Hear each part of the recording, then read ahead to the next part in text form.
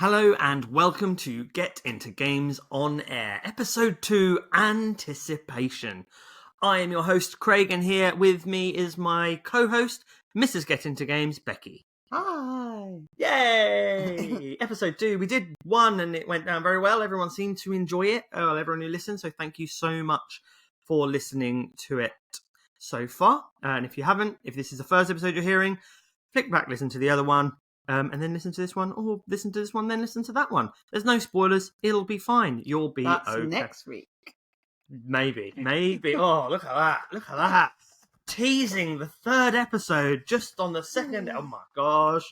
We're like incepting our own podcast. Hello, everyone. So today's episode, we are delving into our most anticipated games of 2024 so far. Obviously, with the caveat of that we know of, because games just pop out of nowhere all of the time. So we've had a look. I've just got a funny picture in my head of walking down the street and these games are like popping out. Yeah, just jumping out bushes. They do that. They do that all of the time, and that's why they end up on the calyx, because they just jump out at me. They just not turn up. Because I have a problem. So in this episode, we are going to be delving into we'll start off with our gaming week. We're going to look at all the games that we played this week, or some of them, and see what we thought. We played some old favourites. We played some new things. It's been a fun week. It's been busy. Both board gaming and just life in general, isn't it? Just busy at the moment. It's January. Everyone's busy. So we're going to talk about that. Then we're going to talk about our anticipated releases for 2024. Then later on, we have a special guest, our first ever guest on the podcast. We have the wonderful John from Trywin Games to talk about his new game coming out in 2024. Then, of course, we have our board game menu, as well as sharing some of your fantastic board game menus that you have linked us to on Instagram. So thank you so much for that. So, let's start. So what has hit our table in our gaming week this week? So, first of all, it's a little bit cheating because I got the stats from the start of January. That's not cheating. We didn't really tell people what we were playing last week, so I've just gone with everything we've played so far this year. Absolutely. So we have played a couple of games of Blood on the Clock Tower. Yes. Online. Yes. Which was good, and you've run one. Yes, I've won one in person, and we've ran a couple online, and they were very, very good. We ran the Bad Moon Rising script, as well as a little custom script. They were chaotic fun. We need to shout out James. James. We played with our friend, our good friend of the show, friend in real life, James. We played Blood on the Clock Tower with him, and he was very good at it. He did excellent clock towering. Yes. In all seriousness, though, what is nice about Blood on the Clock Tower is it does allow us to play with our friends who otherwise we wouldn't see for a year or so. But it keeps us in touch with our friends. So that is really nice. Absolutely. We also finished Ticket to Ride. Yes. Spoilers next week. Yeah, maybe.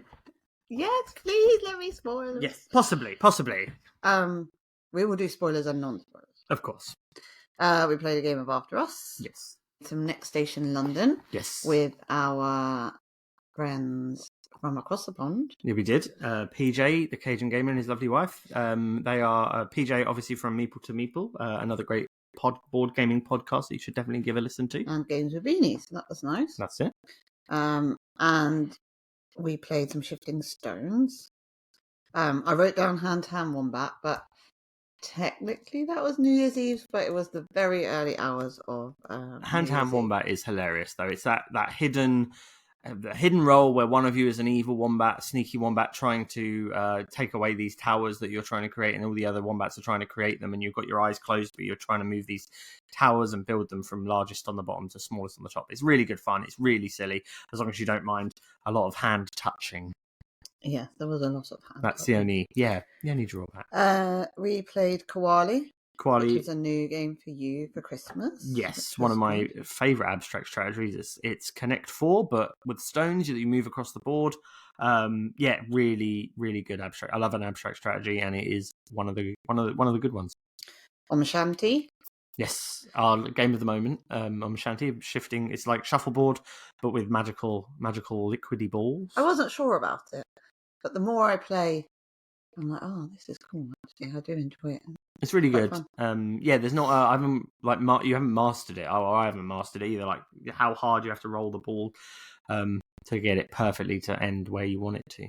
We played a game of Isle of Cats on BGA because we played it with at Games with Beanie, Yeah, and really enjoyed it, and wanted to play again, but we don't have a copy. So that was it's good that you can play it on BGA. To be fair, but I'm not a huge fan of the actual version on BGA. I feel like there's something missing that the physical game. A lot of games on BGA miss what the physical games have, but there's something clunky about it online. Isn't it the tile placement? Because there's something quite enjoyable about putting your tiles on your ship. Yeah, I just online it's just not as enjoyable.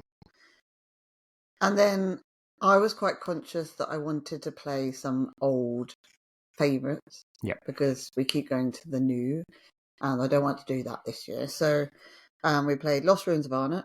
We played Everdale, which just comes out all the time. We played Cascadia, Paris, and Aquilin, which we haven't played for a while, actually.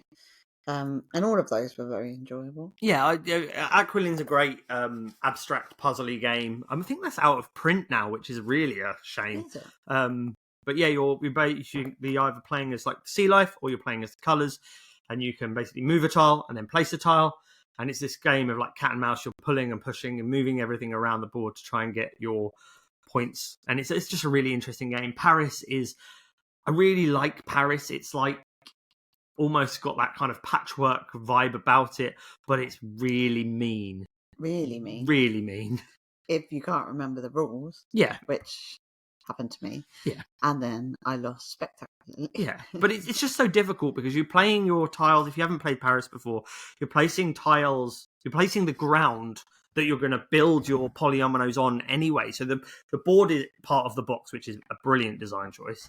But you're playing the cobbled stones of Paris down before you place the building. So you're placing either choosing to take a building or you're placing a tile. And depending on where you place tiles depends on what shape buildings you need. And then if you mess up the shapes on the ground, then you're going to end up losing loads of points because you're going to end up with loads of buildings in your reserve. They have to be lit up by the lamppost, don't they? And then there's other extra things that you can get from the action postcards. Yeah, the postcards are stunning artwork on those postcards. So you can get waterfalls and fountains and things you can score. Yeah, to get extra points and stuff, extra lamps and stuff, and it's all about being lit because obviously it's Paris, the city de lumière, so it's all the city of lights, so it's all about the light. I really want to get the expansion as well, just because I want a massive cardboard Eiffel Tower to shove in the middle of the board. I love playing it, but we don't play it enough for me to remember the rules all the time and the scoring conditions, and then I just get deflated when I don't score as many points as I should. But I do love playing it; it's really good. And then we played Lacuna and Kites, which are games of the moment at the minute because they're new. Lacuna's definitely coming to the table quite a lot. It's just so simple to set up. It's really, really quick. Lacuna is a beautifully stunning game about basically collecting flowers. The pot where it's so satisfying that you just basically salt shaker all the pieces over the table. And then you're placing these metal pieces to gain more flowers, which is great. And Kites, as always, is just a pure chaotic. It's just like flying kite in real life, lovely and peaceful and absolute chaos. I don't understand, but yeah, it's great. And also with Floodgate bringing out Skyrockets very soon, which apparently was at Essen, but looks really cool. It's basically kites but fireworks with a few extra modules attached to it. Very interested to have a look and see what that's like. That's out this year in 2024. Then you should have added it to your list. Well, I didn't, but that is actually bringing us on to. I'm just the master of segues. I am cast podding so good today. So we want to talk about our anticipation for 2024 and the games that are coming out this year. We've decided to tackle 5 each. 5 games that we personally find look interesting to us. I also have a couple of honourable mentions that I'm going to throw in there. possibly at the end, because they look really cool and I really want to talk a little bit about them. But over to Becky to start, I think. That sounds like a fun idea. Go for it. Okay, so the first one that I saw that grabbed my attention was Skyrise by Roxley Games. Nice. And it's about, from what I can understand, it's about building a city in the sky. It's a spatial auction game. I've not heard of. Nope. I don't know that I've got any spatial auction games. I don't know if that sounds a bit like Big Boss, is it? The one from Funko? I don't know. And it's about area majority. There are some secret and some public objectives, and the buildings look really cool. So there's some wooden buildings and some wooden wonders that you put out in your city in the sky. It's all about earning prestige, and it's played over 2 eras. There's different islands, and the idea is that you're getting majority on each island.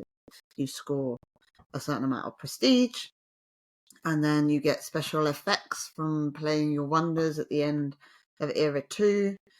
But it just looks stunning, and it looks really intriguing, and I don't think we have a game in our collection that's quite like it.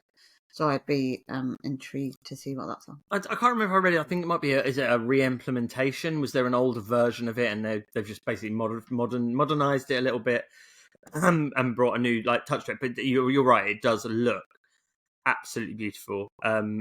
It's something completely different to what we have. We don't have anything similar to that in our collection, and that would be definitely something that would interest us, I think. And it's definitely one that I would suggest that everyone checks out. Is that one? Yeah. So my first one is Arcs from Lader Games. So this is Lader Games. This is designed by Colwell and art by Kyle Ferrin, as always. This essentially is Space Route or Space Oath. It's Spoot. Space Route. It looks incredible. So there are asymmetrical factions. There are area control modules. There is part of a campaign mode. The expansion, I think, is a campaign that you can attach to this to be able to play a full campaign mode of the game. And in this game,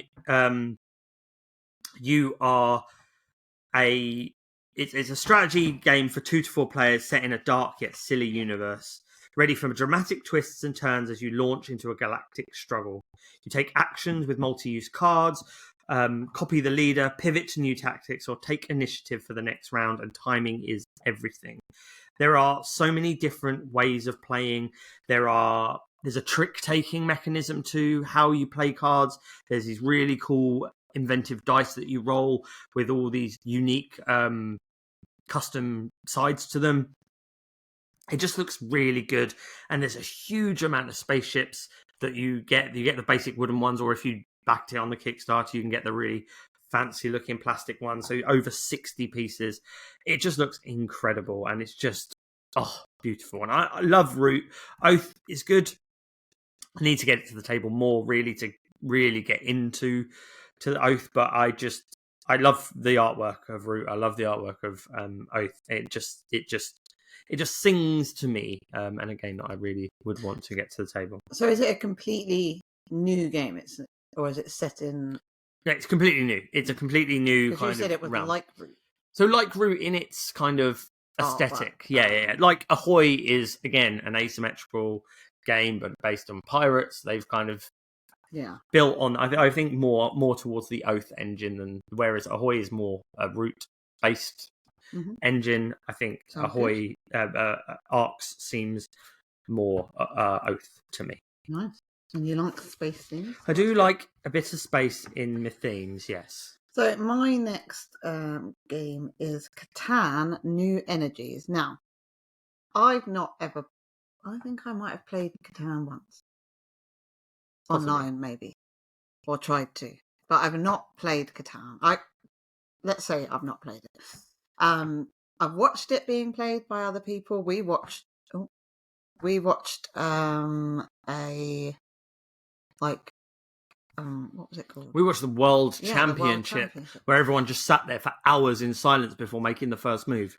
It's hilarious. And I've always been interested. And when we went to UKG, obviously Catan has a huge stand. But I've never been that interested to actually buy it. But this version is all about needing energy to keep society moving and growing, and pollution is wreaking havoc on the island. It still involves harvesting, trading, and building, which are obviously elements from the original Catan. But the new elements are things like power plants, energy tokens, environmental events, and then you have to invest in renewable energy because using the cheap fossil fuels causes pollution events. And there was something about having to negotiate with fellow players to decrease the pollution.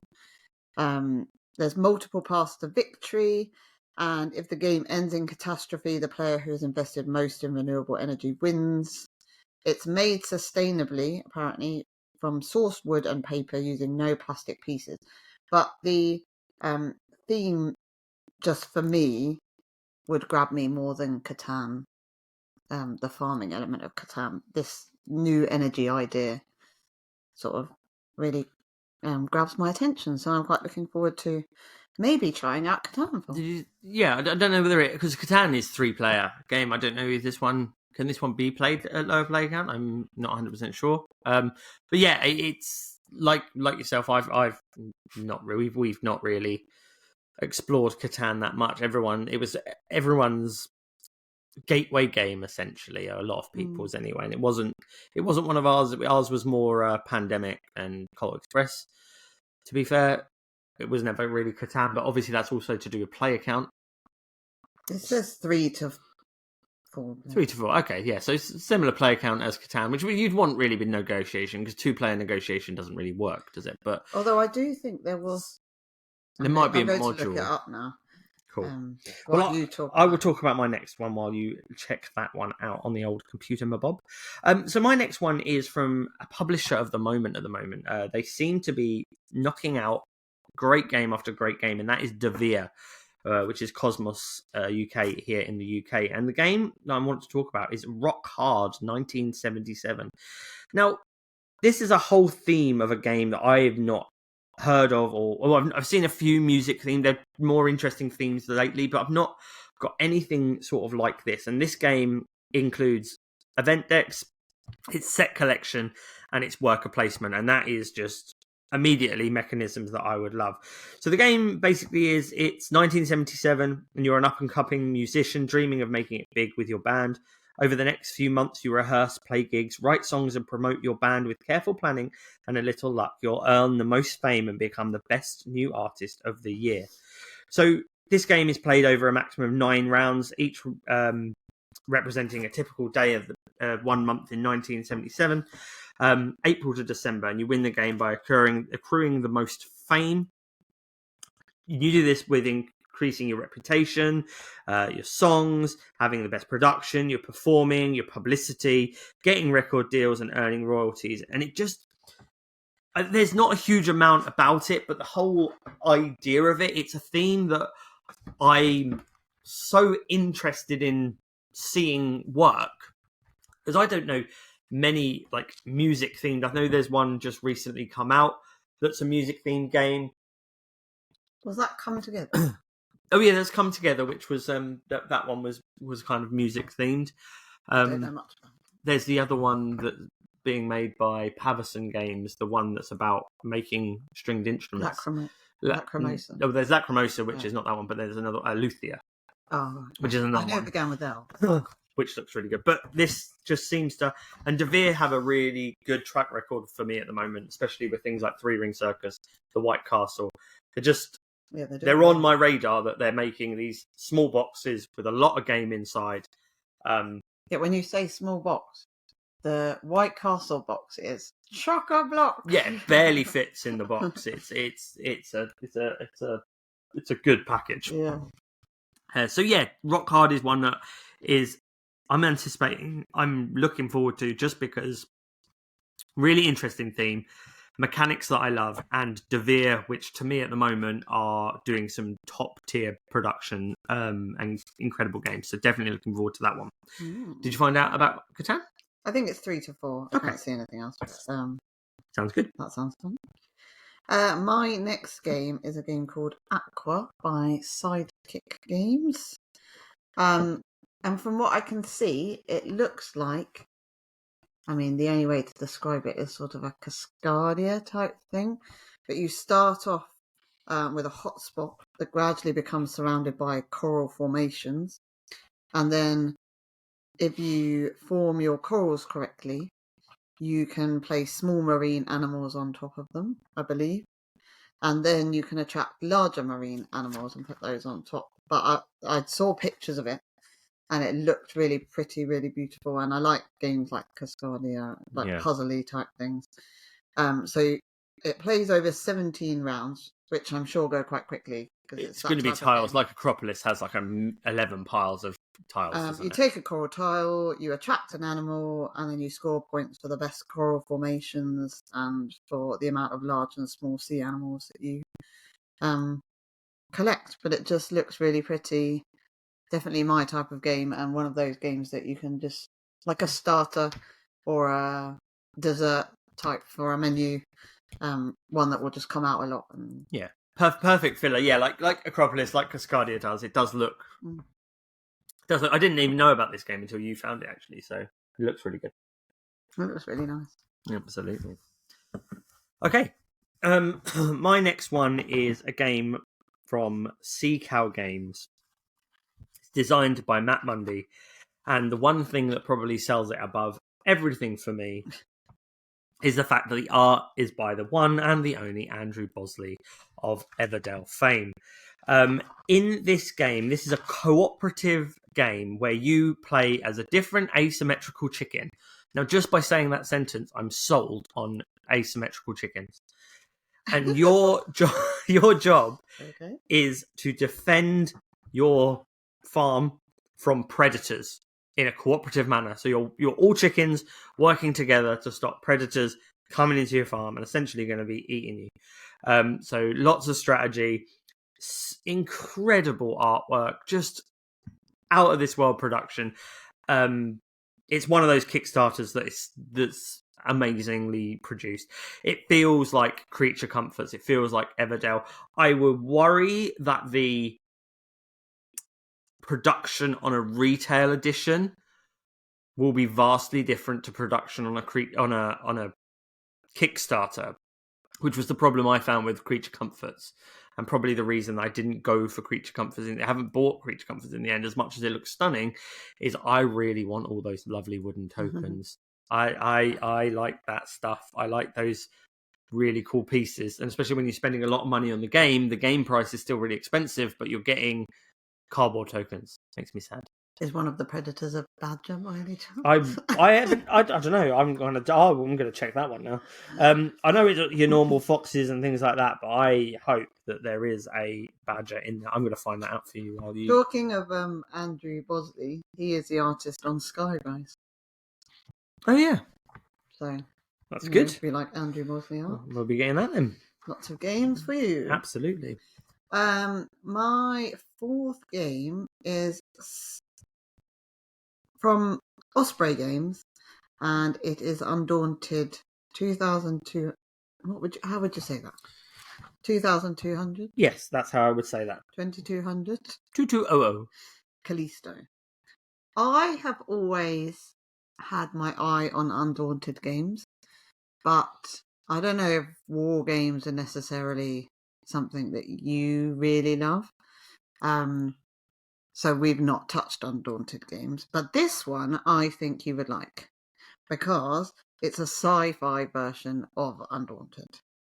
So there's two-player version, 4-player version. There's a solo game. It says you navigate barren lunar landscapes, maneuver to seize dominant high ground positions, and utilize your formidable mechs to gain control. It's about tensions between Earth's leading corporations, and apparently there were protests erupted, strikes and contracts broken, and it's about this battle for Callisto. But I reckon I could probably get you to play an Undaunted that's based in a sci-fi world, so that might be one to check out. Yeah, absolutely. One of our good friends, Steve, Board Game Waffle on Instagram, mentioned this the other day, and it does look really good. And it might be the sort of thing you try that one out, and then I go, yeah, actually, I'll try the other Undaunted and stuff, because I've heard nothing but good things. It just, yeah, I think theme isn't always. Was it at UKG saw the Battle of Britain one? That looked Yeah. quite good. And we were kind of maybe tempted. But yeah, I definitely think a sci-fi version. Yeah, I think so. Yeah, space themes always tick a box for me.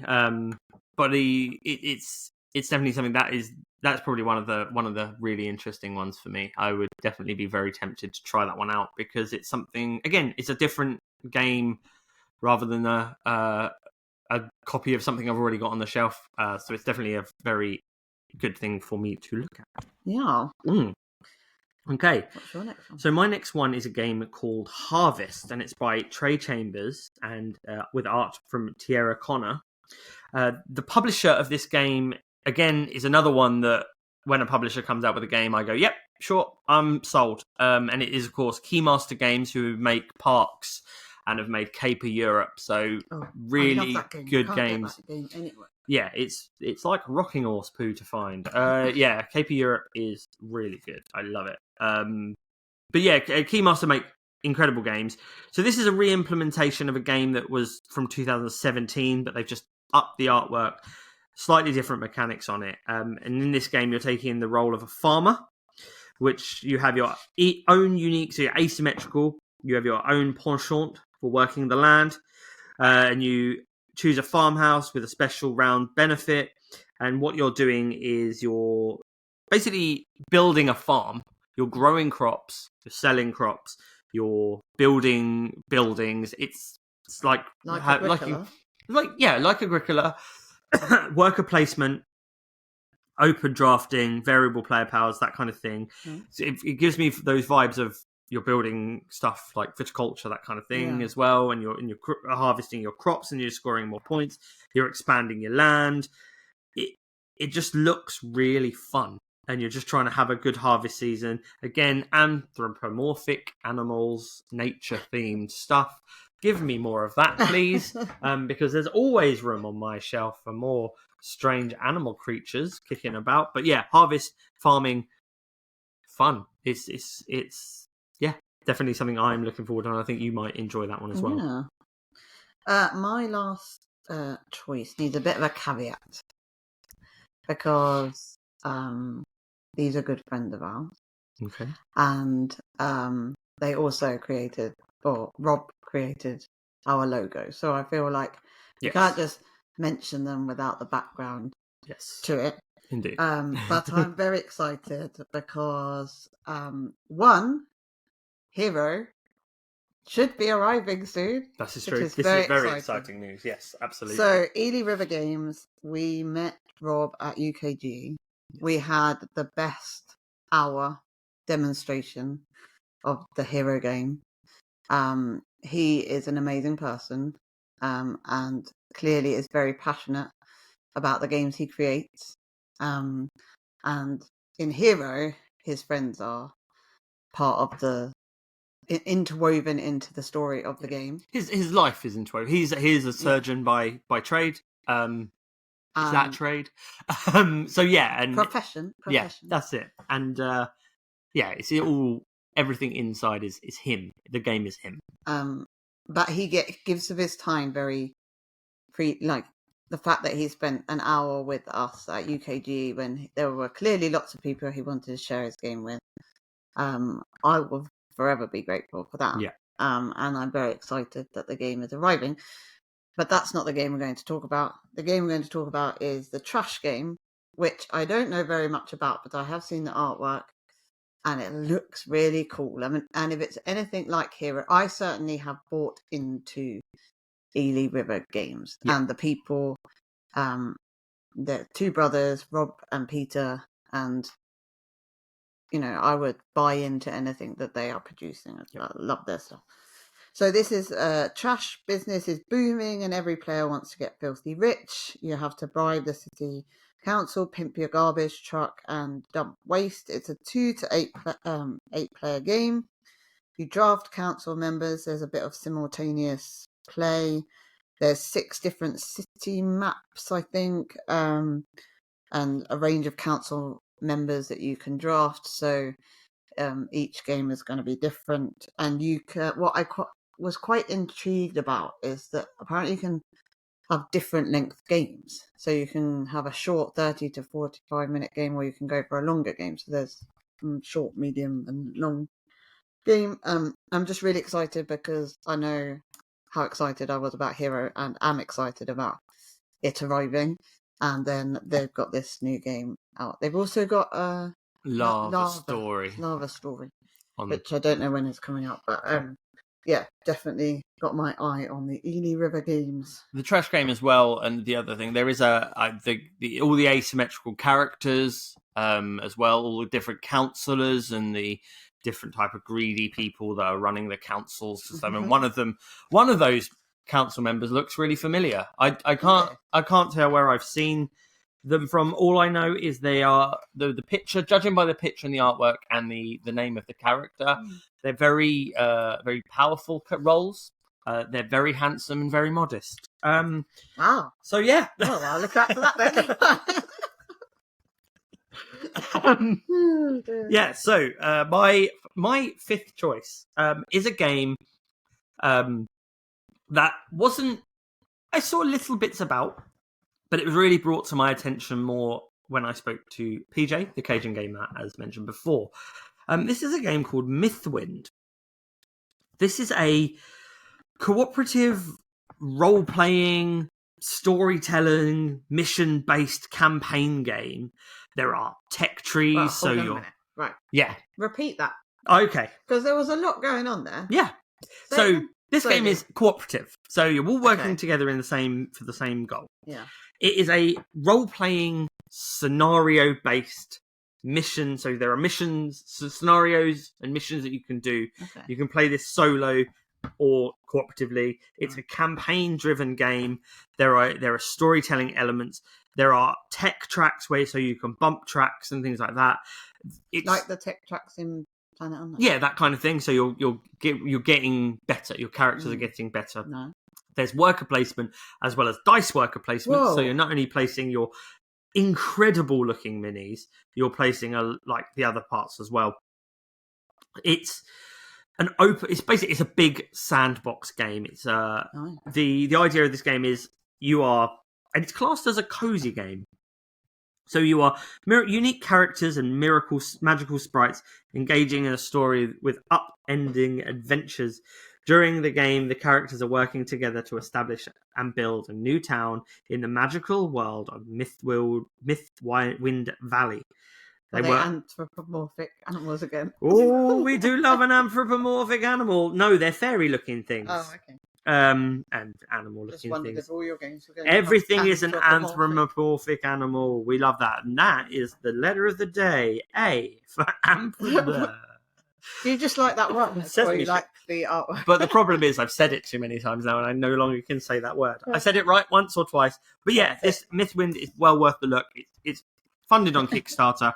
So hopefully retail versions will come along that will be relatively good priced, but I feel they will be a small fortune. But I'm really excited for it. Yeah, absolutely. I'm really excited for it. I have that joy and excitement by looking at it as the same joy and excitement I had when I first saw Sleeping Gods. And we know how well that's gone down. We've played that sometimes. We've played that a few times. We have. Yes. We need to play it more. But we need to. It is great. But it is very good. But it gives me that kind of sandboxy stuff. I'm very excited for it. Great. You said you had some honourable mentions. Honourable mentions. Because I don't. Okay, then. I managed to keep to the brief, which was 5 games. Yeah, so... And what you're telling me is you found 5 games and then found some extra Yeah, so basically what I'm saying is we kept to the brief. I picked 7, you picked 5. That was now the brief. Right. So first honourable mention is Heat Heavy Rain, which is the expansion to the ever wonderful, ever popular Heat from Days of Wonder. So Heat Heavy Rain essentially has been brought out to fill the gaps in the box from the original that they put in there, knowing full well they were going to release an expansion. Which I love that. It comes with 2 more maps, Japan and Mexico. I love a map. It involves wet conditions and variant different cooldowns. So there's... I'm glad that was the case. Because if it had been called Heavy Rain and there was no mention of the rain, that would have been very disappointing. Yeah, so that would have... I guess so. I guess that would have been disappointing. Heat, heavy rain, everything's a lovely sunny day! So I'm really excited to actually try out some new modules for that. I do need to get Heat to the table more with bigger groups and stuff, because it is a great game. And I just think Heat, heavy rain... I think just adding moisture to Heat would be good. You do like to call it torrential rain. I think that's because we saw a French version which was called Le Torrential something or other. Yes, thank you for offending all of those French listeners that we've just gained. I'm sorry. It was called something. It was Heat, Le Torrential Rain. So torrential rain, Heat, heavy rain, very cool looking game. And my other honourable mention is a really cool game that is actually released in 2025, hence why it's my honorary mention, is because it will come to Kickstarter in 2024, and it's a game called Meeple Inc. I saw this. And in Meeple Inc., you take on the role of a board game publisher, collecting the perfect mix of artwork, components, and mechanism to build the greatest board games in the world. I saw on Instagram, I don't know if it's just in like I imagine there's a what's the word? Like a deluxe version, and then there's maybe not, but there's boxes and there's things you put in the boxes. It's very exciting. So the components go in the little boxes. The boxes go onto a little tiny calyx that you get in the box. Cute. It is crazy cool. I absolutely cannot wait to get... You put little meeples and little tiny dice in these boxes, and then you put them on your shelf and you sell them, and my heart... I reckon anybody who's into board games, if you are listening to this right now, just check out Meeple Inc. because wow, I'm really cool. blown away by it, and I think it's gonna be big.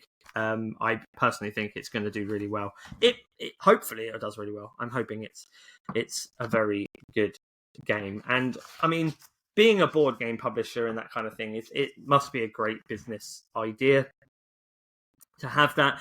And ironically, I have come up with the absolute perfect business plan. Have you? Yeah, because so we've got all these board games behind us, right, on the shelves. Yeah. Yes. Yeah. So I've got quite a few of them. Yeah. And Brainwave, why don't we rent them out?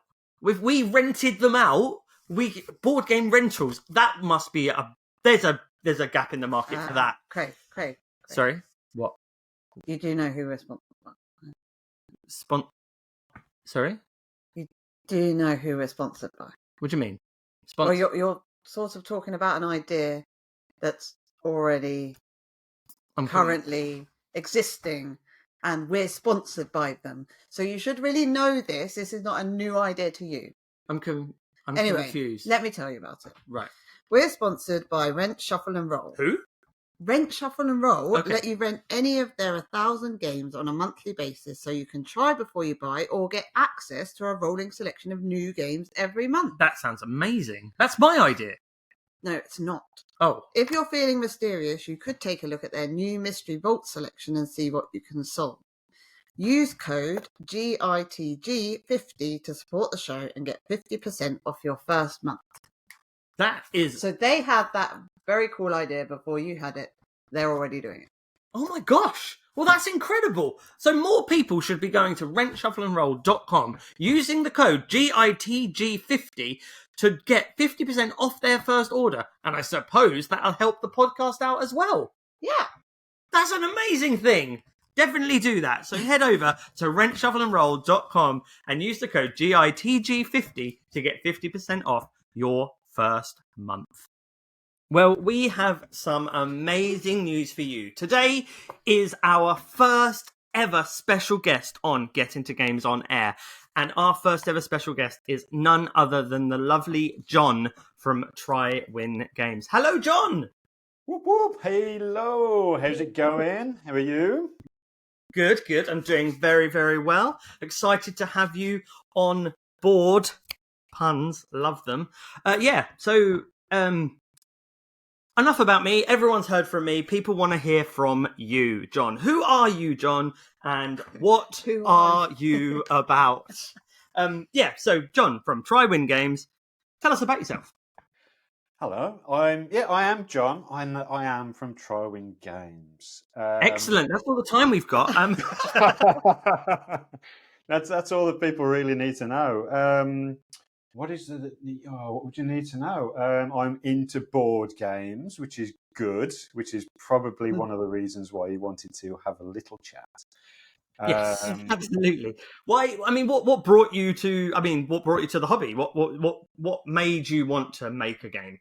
That's actually that's a really cheesy response, but a really interesting question because sort of growing up, my board game sort of experience was like the little games compendiums. So we go away on holiday and stuff, and have like Ludo and things like that, and we play a little bit of chess every so often.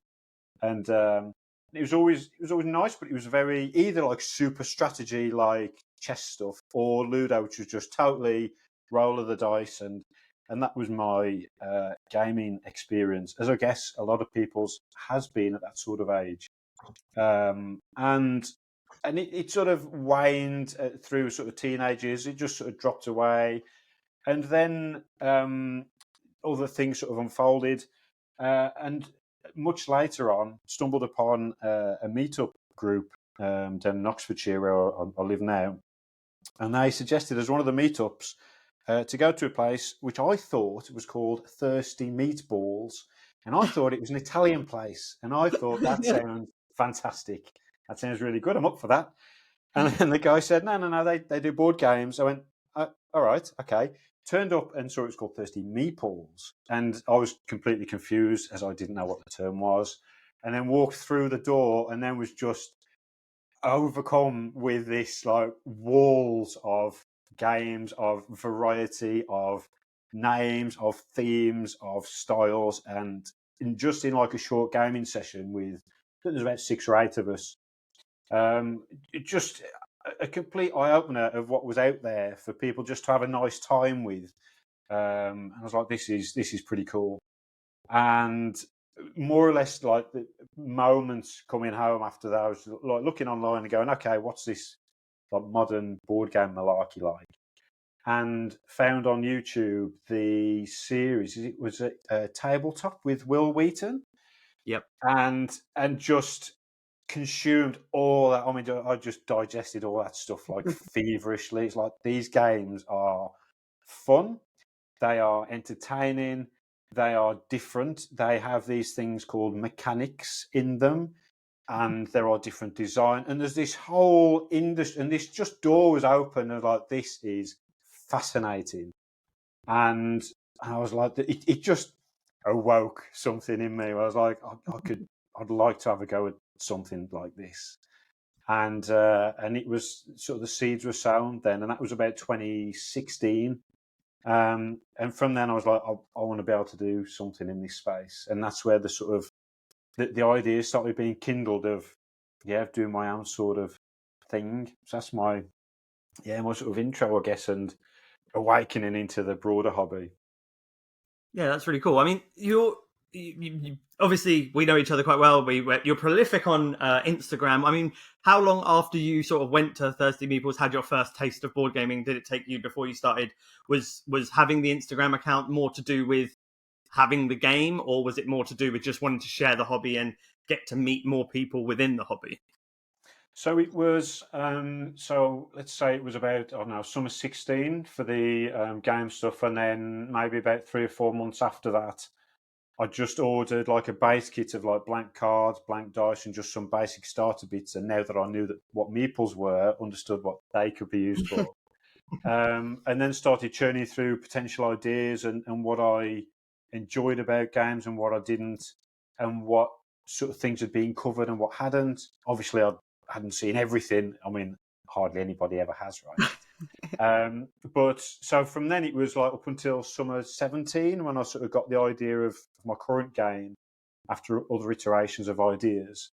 And then after a couple of years of working out the sort of getting the game more sort of stable, a friend of mine suggested, "Oh, you should get your game demoed at the UK Games Expo." And I went, "The what?" And they went, "Yeah. There's this annual event at Birmingham, and yeah." I was like, "Oh, okay." So then it became more sort of serious, and that's when the Instagram account came out, because there were board gamers on Instagram. Who knew? Who knew that there were people sharing photographs and their joy of the games on the gram, and that was my sort of step into the Instagram pool, if you like. Yeah, absolutely. Yeah, because obviously you do Trywin time every Wednesday as well, so that's something that everyone joins in with the community, and it's a great thing that you run. Now, we want to get to know you a little bit better, and to get to know you a little bit better, Becky here has got a list of quick fire questions. So the first thing that comes to your mind when you know these questions, shout it out, and we've got this. Yeah. Okay. No hesitations, just whatever comes. First game you ever played? Probably Ludo. Okay. First game you bought? Oh, that's really difficult. Properly bought would have been Monopoly years ago. A theme you would always play. So if there's a game of a theme that you would always. Oh, Viking theme, hands down. Cool. Favorite mechanism? Push your luck. Mm-hmm. Favorite player count? Ooh, interesting. Probably. It depends. That's really hard.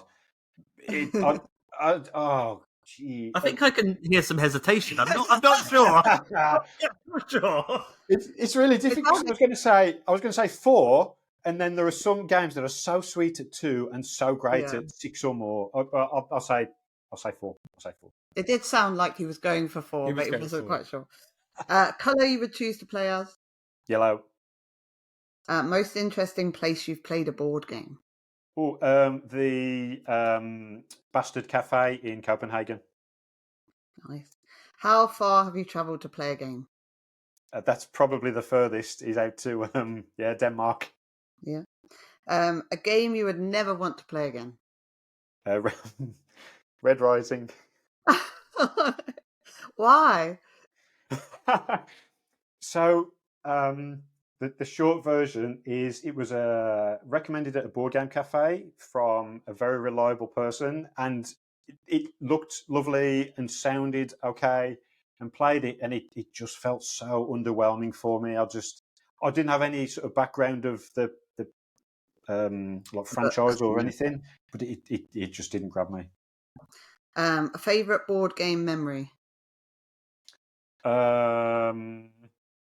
Wow, that's difficult. No hesitation, right? Probably. That's really difficult. Actually, no. I'd say the first there were a group of university students who were the first enthusiastic players. I think they were the second play testers of my game at the 2019 Expo. That was super cool. Favorite convention? I'd say UKGE. The most beautiful game, in your opinion? I'll have to say Brass. Mm-hmm. And the most underrated game, in your opinion? That's really tricky. That's tricky because I don't know the perceptions of all the different games. I don't know. Most underrated. Or maybe there's a game that you take to conventions or meetups that people haven't played before that you really like. Like a hidden gem. Do you have a hidden gem in your? Yeah. That's a really good question, and I wish I'd got a really good answer for it. Most of the games I end up playing are ones that people already know, so then it's a nice, easy sort of you can get it out and people are just into it. Yeah. Right. You don't have to have an underrated game. That's all my questions. You'll be pleased to know. Okay, So very, very good questions. Well, I think we've all got to learn, John, a little bit better there. I think the next time we have a guest on, well, time, and then we'll have a leaderboard like in Top Gear, like in a reasonably priced car, and see who can actually answer them If you the quickest. hesitate, that's it. Yeah. You're out. Okay, so the other reason we've brought you here, obviously, there is a game that is bubbling away, working beneath the surface. That's a really bad way to bring up this game. So it is due to come out in 2024. It's been brewing a little while. I'm really selling this well. You just like John, the puns. yeah, I love the puns. Yeah. Please let us know about your game. Can't go. Over to you. Okay. Yeah, I mean, a lot of that sounded like you were setting up a gastronomical sort of game, but it's not that. Okay, Can't Go is the game of poop, points, and pandemonium. In a nutshell, you're playing as a ultra competitive toilet, and you're trying to score the most poop points out of your competitors, which would be between a complete player count between 2 and 6 players. There's 2 decks that you draw from, and there are 4 cubicles in the gameplay area. And your choice is either to have a pooping turn of building poop points out in the play zone, or trying to steal those points and win the points in a finishing turn. And the way the game's set up is there are 2 draw decks. One is poop and points, which has got all the poop and points in it. And the other is a pandemonium deck, which either allows you to try and steal points from others, or sort of create a bit more chaos in the game, so that you always need to pay attention. And there's always something you can do, regardless of whether you're straight out in the lead, or you're lagging behind, or somewhere in the middle, or whether you're playing with your bestest friends or arch rivals. So yeah, and it's all very, the art style's kawaii, so it's all very cute, sort of Japanese style. So it looks quite nice and inviting. It can be quite cutthroat if you decide to choose some of the more meaner strategies in it. But yeah, that's Can't Go. Yeah, we played it this past year, last past year gone. That's not even a sentence. No. We played it recently at UKGE, and it was really we good. also played it at the Scout. At our Scout, board game. Scout board game night as well, which was great. It seems to go down well with most people, doesn't it? I think people initially go, "Oh, what's this about?" And then they're laughing, and it's good fun, and yeah, there's a lot to the game. That it's not just, people will look and go, "Oh, it's just a game about poo, and you're making longer poos to get more points because of the little bits of sweet corn inside the poos." But it's more than that. There's a lot of depth to it, really. Yeah, there's a lot of strategy, a lot of depth, and it's such a good game. The way it's the way you've designed it to make it interesting and make it more than just going for the silly toilet humor, as it were. I mean, There is silly humor. It is funny. It's very there is a lot of take that involved, and take that is not one of my favorite mechanics in a game, to be honest. I generally steer away from them, but you can't help but just laugh because you're taking poo from someone. You can't be angry about that, and you have a smiley face. I mean, how did the idea come about? So one of the so looking through the sort of tabletop experience and playing other games as well, is I started tuning into the sort of games I liked and what I could put out into a game. And one was where there's always a little bit of risk to take, and you can always see how well other people are doing, and the sort of play area is always changing, so you need to pay attention, and there's always something you can do, and it's fun to play, but there's still a little bit of thought in it as well. So it's not completely chance based, and you can sort of direct the game to a certain extent, but obviously others can as well. And originally one of the thoughts was having something about maybe like miners exploring, like and revealing gems and stuff, and it felt okay, but it didn't really sort of feel very fun, or I don't know, didn't have much. It didn't make me come alive or anything. And in summer 17, was just about to go away on a camping trip, and in the morning routine, I was thinking, well, you want something where you're looking and things kind of grow and develop, but then they disappear, and I was like, oh, I know what the theme could be, and it just the game just sort of started like spelling itself out in my head, and it just grew from there. I also think it's great because it's a card game, and you could like take it. So I've been out to the pub with my friends and taken board games, and it's definitely one of those things that you would take and could share with people quite easily. It's easy to set up, easy to teach, easy to play. It definitely is one of those very sort of accessible. games. Yeah. And you can play it with kids, you can play it with adults.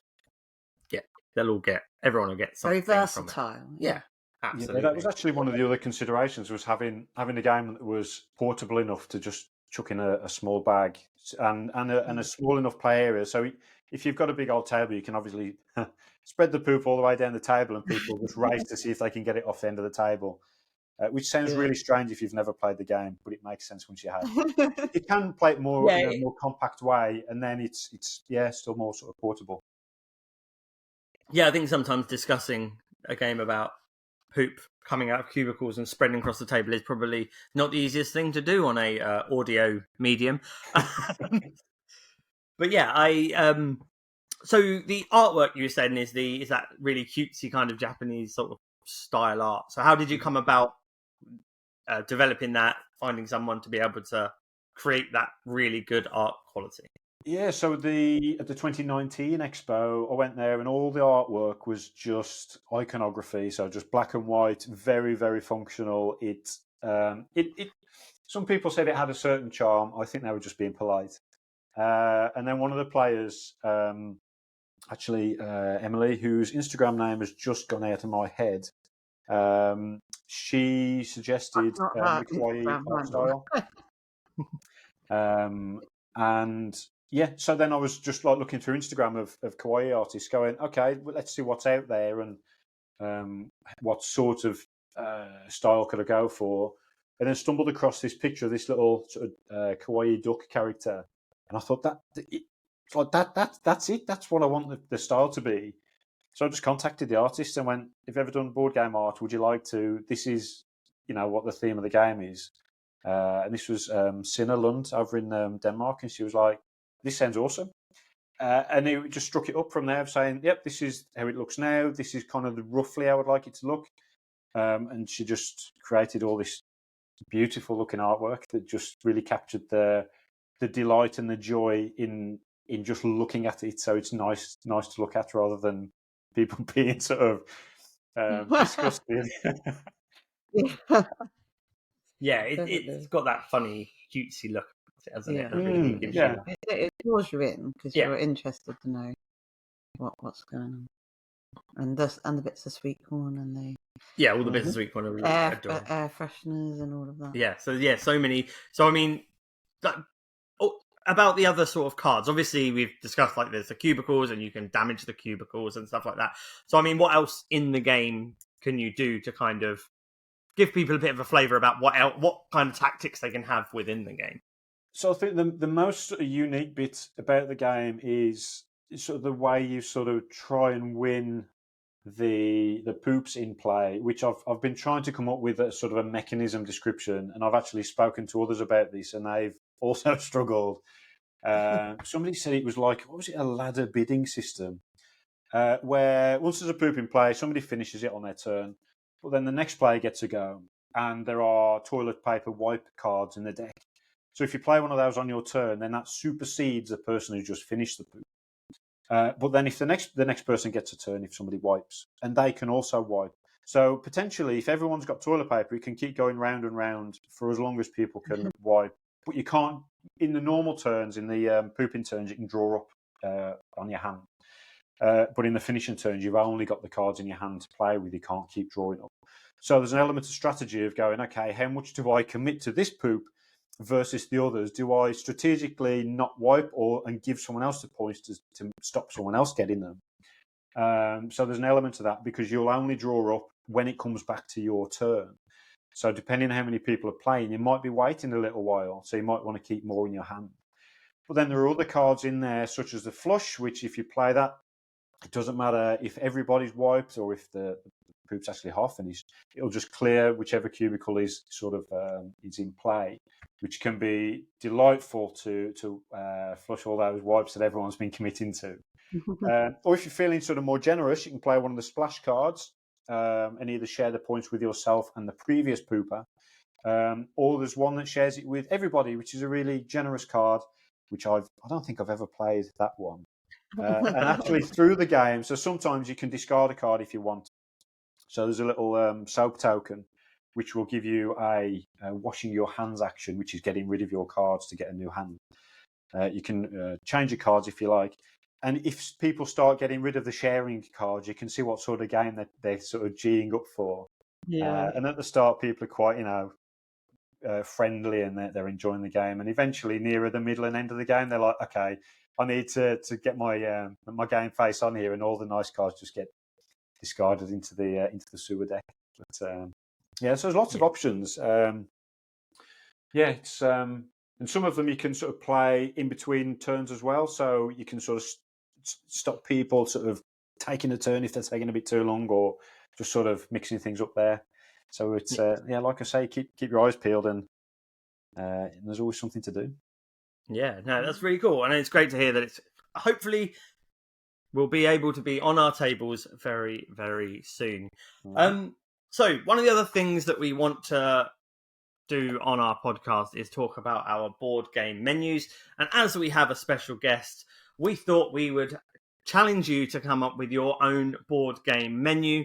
So it is going to be over to you to let us know your board game menus of choice and why you have chosen the games that you have. So take it away.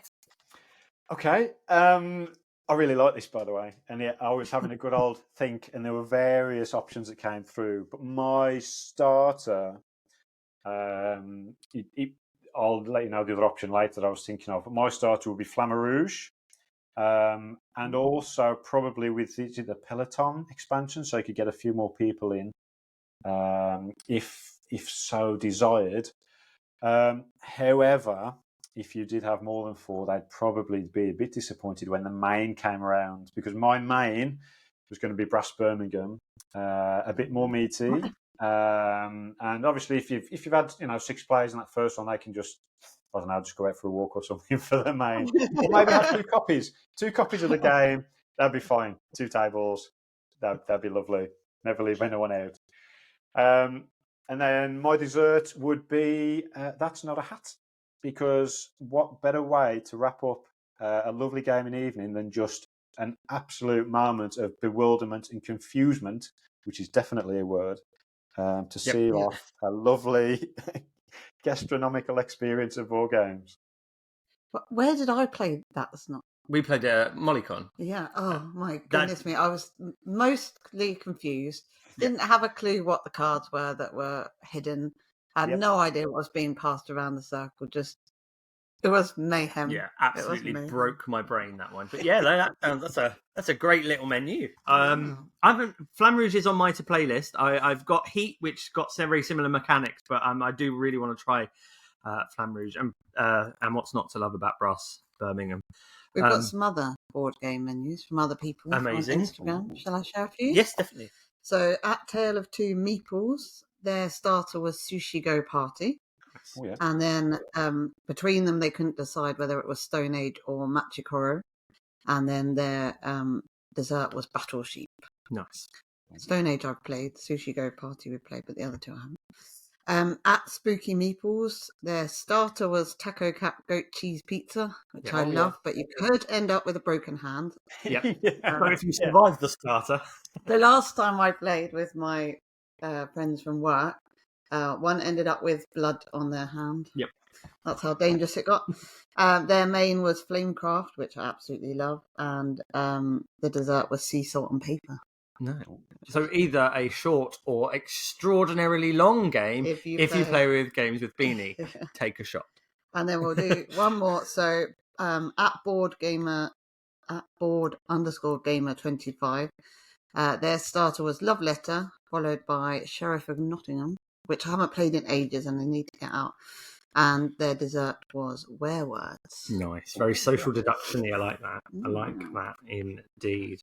Cool. Well, thank you very much for joining us, John. Thank you for talking about your wonderful game that's coming out soon. And thanks for introducing yourself to our lovely, lovely listener folks here at Get Into Games on the Air. That's not the name of it. It's just on air. Ignore the verb. I know what I'm doing. I'm an expert cast podder. I can cast pod with the best of them. Yeah. But yeah, so thank you so much for joining in and being a sport and getting involved with the menu and enjoying those quick-ish fire questions. Yeah, there's some tolerance in there. I'm just going to say it's the internet lag. That's definitely what it was. There's no hesitation on this side. It must be. I'll fix it in the edit. Yeah, thank you for asking me on. It's a real pleasure because I listened to your first episode, and it can be sometimes be awkward to sort of convey like your real self into like a podcast format. And I really like the real genuine energy and sort of aliveness, electricity sort of stuff that was coming from the first episode. Because obviously we met each other at real events, and I love sort of both of your just way with board games and just both really cool people. So it's really cool to speak to you, and I look forward to future episodes too. Love it. Thank you very Is much. that what you wanted, Craig? Is that I couldn't read all the writing that you wrote for me. Some of it was smudged, but was that okay? That's fine. That's all right. Yeah. The check's in the post. Cool. That's all. Yeah, good. grand. So thank you all so much for listening. Thank you, like John, who probably listened multiple times, and there is no other listener. This is John again. Thank you, John. No, thank you to everyone who has listened, left a rating, and please leave a rating. On a board game menu. Yep, absolutely. I'm getting there. This is not my first rodeo. I said I'm an expert cast podder. Right. So remember to leave a rating, leave a review on your podcatcher of choice. It really helps the podcast out. Helps with that pesky algorithm. Grr. So if you could do that, that would be amazing. We are now on everything. We are now on everything. Absolutely everything. Caffeine, sometimes water. We're on all the things, all the major podcasts. Now it's even newer. Podcast catchers of your choice. Please feel free to get involved. There is a template on both mine and Mrs. Get Into Games' Instagram accounts. That's Get Into Games and Mrs._Get Into Games to do your own board game menu. Please do a board game menu. Tag us in the post and we will read it out on the podcast. Also, if you leave a review, we'll also read them out on the podcast and give you a lovely little shout out. Also, remember GITG50 to get 50% off your first month with Rent, Shuffle and Roll. And please remember to get into games. Thank you very much, guys. See you later.